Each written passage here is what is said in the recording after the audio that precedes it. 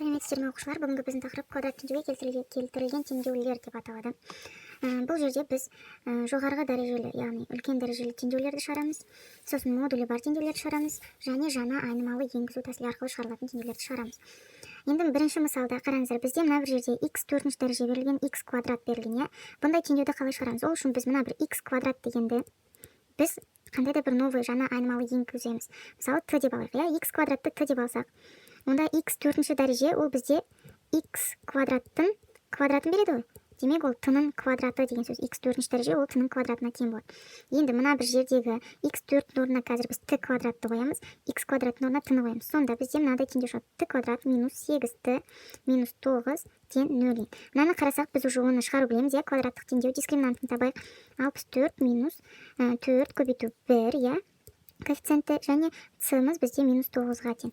Сонда бізде 64 қосу 36 деген шығады. Я мынаны көбейткенде минус 36 минуспен плюс болып кетеді, 100 болады мына бір жерде дискриминантымыз. Ал ол бізде 10-ның квадратына тең. Демек, біз енді қараңыздар, біз қазір мына бір теңдеуді шығарып жатқандықтан, біздің айнымалыларымыз, табатын айнымалымыз ол t1 және t2 болады, я? Ол бізде минус b, минус b-мыз минус 8-ге тең, плюс минус түбір астында 100, я, дискриминант. Бөлеміз 2, a-мыз 1-ге тең. Сонда 8 плюс минус 10 бөлінген 2 деген шығады, я? Осыдан бізде t1 мен t2-міз. Так, 8-ді 10-ға қосамыз, 18, бөлеміз 2-ге 9, 8-ден азайтамыз, онда минус 2, бөлеміз 2-ге минус 1.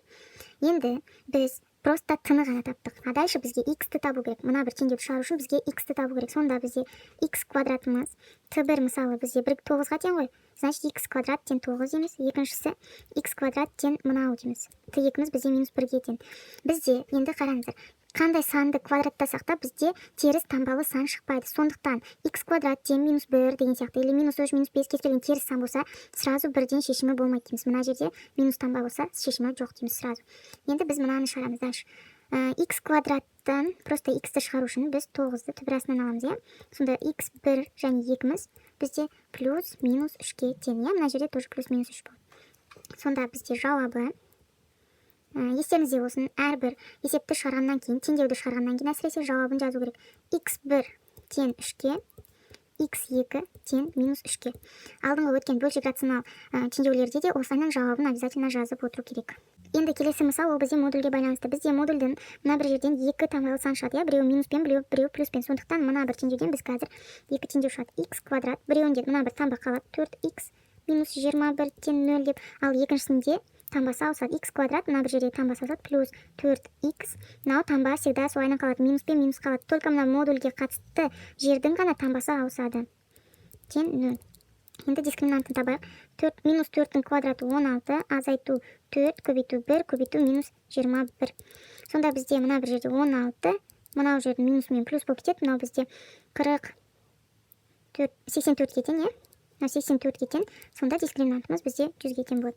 Енді x1 мен x2-мізді табамыз. Мынау бізде 10-ның квадраты, е? Минус b, бізде минус b-мыз минус 4-ге тең, алдында еще минус таңбасымен ол 4 болып кетеді, плюс минус түбір астында 100 бөлеміз 2-ге. Сонда бізде 4 плюс минус 10 бөлінген 2-ге шығады, тең болады. Осы жерден 2 мән шығады, 4 қосу 10, 14 бөлеміз 2, 7, 4 азайту 10, минус 6 бөлсек 2-ге минус 3 шығады. Келесі екінші мысал, ол бізде мына бір жерде таңбасы плюс болады. Сонда 4-дің квадраты 16, азайту 4 көбейту 1, көбейту 21, минус 21, е? Сонда тең болады. 16, мына жерде плюс, я, мына екеу плюс болып кетеді 84, тағы да дискриминанты 100 шықты. Енді мына жерде минус b, яғни минус 4, плюс минус түбір астында дискриминантты шығардық, ол 10-ға тең, бөлеміз 2-ге тең болады. 2 мән шығады. Минус 4 плюс 10 бізде 6-ға тең, 6-ны 2-ге бөлсек 3, минус 4 минус 10 минус 14-ге тең, минус 14-ге 2-ге бөлсек минус 7. Енді мына бір модульдік теңдеудегі ерекшелігі, мына бір шыққан жауаптарды сіздер мына бір жерге қойып тексеру керексіздер. Мысалы 7-ні қойық, 7-нің квадраты 49, азайту 4 көбейту 7. 28, 49-дан 28 азайтсаңыздар 21, 21-ден 21 азайтсаңыздар 0. Значит, бұл жауабы бола алады. Келесі минус 3-ті тексерек. Минус 3-ның квадраты 9, азайту, мына жерде минус 3 плюс таңбамен шығады. Сонда 9 азайту 12 минус 21 деген шығады. Ол әрине бізде 0-ге тең болмайды. Сондықтан мынау жауабы бола алмайды. Дальше 3-ті қоямыз, тоже солайынан шығады. И ол да жауабы бола алмайды. Минус 7-ні қойсақ, бізде мынау 0-ге тең болады. Сонда бізде бұл теңдеудің жауабы 7 плюс минус 7 болады. Келесі үшінші мысал біз қараймыз. Мына бір жерде қарасақ, мынау сандар бірдей, сосын мынау сан бірдей, иә, бірдей сандар болса, біз қазір жаңа айнымалы енгіземіз. Мына екеуін қараймыз. Екеуі бірдей. Енді мынау екеуінден бізге удобно болу үшін түбір астында x плюс 2-ні біз a деп жаңа айнымалы енгізу арқылы жазып алайық. Сонда мына бір жерге біз қазір a деп жазамыз, ал мынау x плюс 2-міз бізде мынаны квадраттағанда шығады ғой, иә? Демек, міне, түбір астында x плюс 2-ні квадраттасақ, бізде x плюс 2 шығады. Демек, мынаны біз a-ның квадраты деп жазамыз.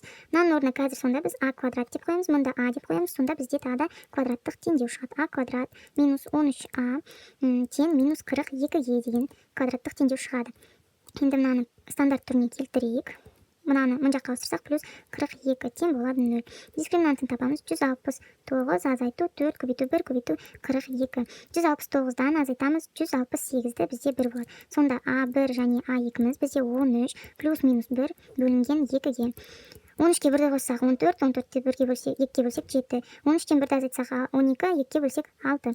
Енді біз мына бір жерге қазір осыны қоямыз. Сонда x түбір астында x плюс 2 тең 7 болады. Екі жағында квадраттаймыз. Сонда x плюс 2 қосу тең болады 49 болады. Содан x1-ді тапсақ, мына 49-дан 2-ні азайтамыз, сонда 47 қалады. Енді дәл солайынан 6-ны қоямыз. x плюс 2 тең болады 6 дейміз. Екі жағында квадраттаймыз. x плюс 2 тең 36 болады. Сонда x2-міз бізде 34-ке тең болады. Сонда жауабы бізде x1 тең 47-ге, x2 тең 34-ге.